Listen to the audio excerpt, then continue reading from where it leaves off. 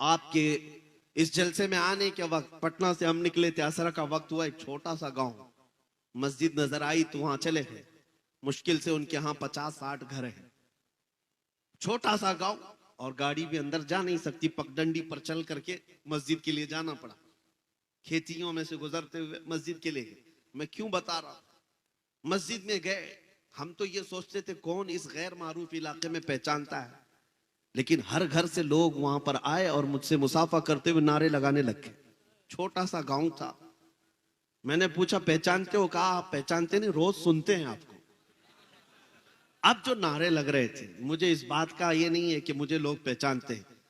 छोटी सी बस्ती है, बनियान लुंगी पहने हुए लोग हैं, लेकिन वहां नारे जो लग रहे हैं मसलके आला हजरत और ताजुश शरिया। उस दिन ये एहसास हुआ कि मेरे अजीजों, वो एक छोटी सी बस्ती है, छोटी सी बस्ती, इनमें से कौन है जो आला हजरत को देखा हुआ है? कोई नहीं है, कोई नहीं उनके जमाने का। और उस बस्ती में, उस छोटे से गांव में गया कौन है आला हजरत को सिखाने के लिए, आला हजरत की मोहब्बत डालने के लिए? उलमा कहां जाते हैं? बहुत कम। उस बस्ती में तो हमने देखा कि कोई है ही नहीं, छोटा सा गांव है। ये एक मिसाल दे रहा हूं, ऐसे 1000 गांव है, हर गांव से ये आवाज आती है, मसलक आला हजरत, इश्क मोहब्बत, इश्क मोहब्बत। ये आवाजें क्यों आती हैं? जानते हो, यही मेरा जुमला याद रख लो, उनकी बात करो, हर दिल पे राज करो। आला हजरत अपने घर का कसीदा नहीं पढ़ते थे, अपने बाप दादाओं की तारीफ नहीं करते। जिंदगी में जब कलम उठाया है, मेरे मुस्तफा की शान बयान की है। करो मदह अहले दुवल रजा, पड़े इस बला में मेरी बला।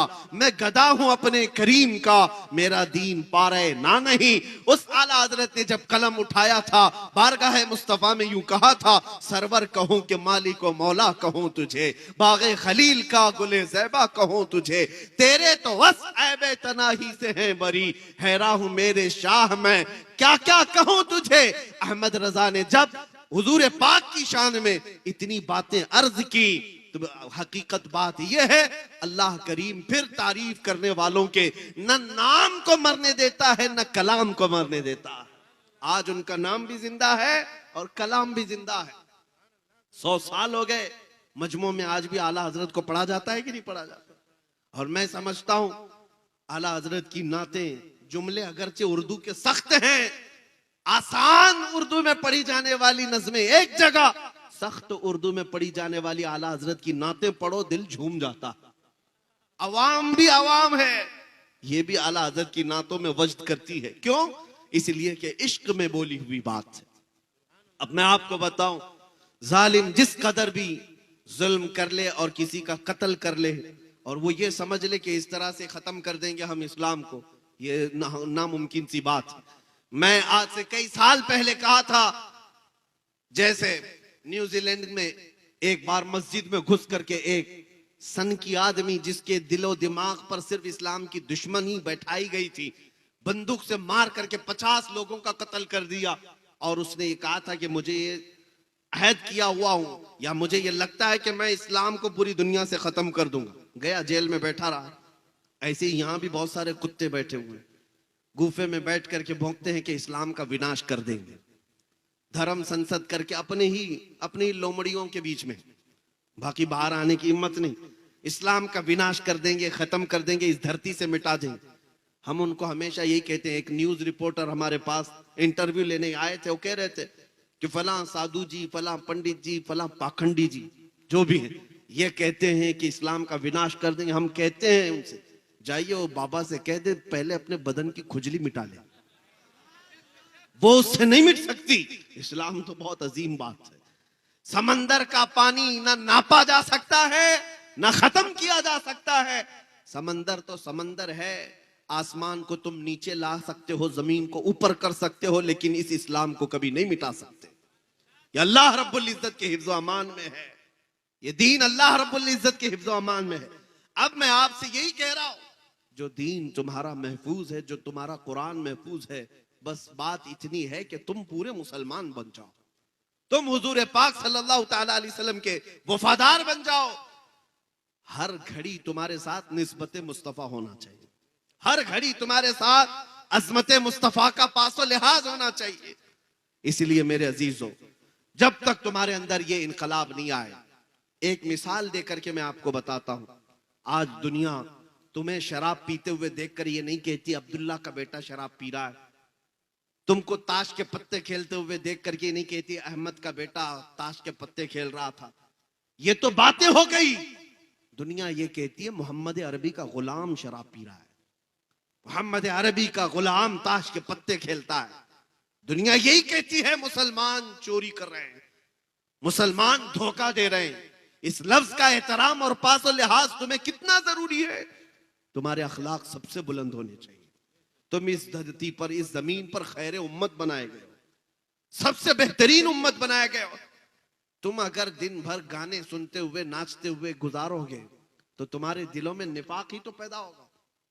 मुहद्दिसीन फरमाते हैं जो कसरत से गाने सुनता है वो मुनाफिकत की तरफ जाता है, उसके दिल में कुफ्र आने लगता है। और एक रिवायत ये है जो कसरत से गाने सुनता है वो जिना की तरफ जाता है। ये बेहयाइयां और बदकारियां यूं ही नहीं आती। मैं आपको क्यों कह रहा हूं ये गाने वगैरह सुनना छोड़ दो, तुम्हारे दिलों के अंदर सिर्फ निफाक और डर पैदा होता रहेगा। तुमको अगर सुनना है तो अजमत इस्लाम के तराने सुनो, मेरे मुस्तफा की नाते सुनो। दिल में ईमान रोशन होता है, दिल के अंदर मजबूती आती है और तुम इस तरह बुज़दिली की जिंदगी नहीं गुजारोगे। तुम जमे हुए पहाड़ों की तरह बन जाओगे। आज पास और लिहाज करना भी छोड़ दिया है मुसलमानों ने, जिसकी वजह से लोग तुम्हें तख्ते मश्क बनाए हुए हैं। इनको पता है ये हैं करोड़ों की तादाद में, लेकिन इनकी तरफ से अब जवाब नहीं आएगा। इसीलिए देखो जिसको चाहे जंगल राज में शूट करके मार दिया जाता है। क्यों ऐसे हालात पैदा हो गए, क्यों इतनी हिम्मतें बढ़ गई? उसकी वजह यही है कि गुलाम मुस्तफा की बात तो ये थी कि इनको छेड़ना तो दूर की बात, इनके किसी बच्चे को भी कोई हाथ नहीं लगाता था। उनको पता था कि ये मोहम्मद अरबी के शेर है, ये निकलेंगे अपने यहां से तो लोगों का जीना हराम कर रखेंगे। दुनिया खौफ रखती थी, लेकिन तुम्हें तोड़ दिया गया है, फोड़ दिया गया है। चाहे जितने भी हालात बुरे हों, लेकिन मैं एक बात आपके सामने फिर से कह रहा हूं, तुम्हारे साथ सब कुछ हो गया हो, जुल्म हो गया हो, सब कुछ खो गया हो, सब कुछ छिन गया हो, लेकिन सीने में मोहब्बत मुस्तफा का सौदा कभी मत करना। ये एक दौलत अपने साथ रखो। अपने बच्चों को भी इतना पिलाओ, इतना पिलाओ कि बच्चों से, औरतों से भी मैं कहूंगा, माओ से भी, कि बच्चों को दूध पिलाओ तो ये कह करके नहीं कि बेटा तू बड़ा होगा मुझे ये कमा कर देगा, वो कमा कर देगा। माए बचपन में बच्चों को ये तरबियत दे कि बेटा मैंने तुझे अजमत मुस्तफा के लिए पाला है, और फिर देखना कि वो तुम्हारी भी कितनी अजमत का एहतराम करता है। जिसको तुमने अल्लाह उसके रसूल की मोहब्बत में पाला वो तुम्हारी अजमत और एहतराम का भी पासो लिहाज रखता है।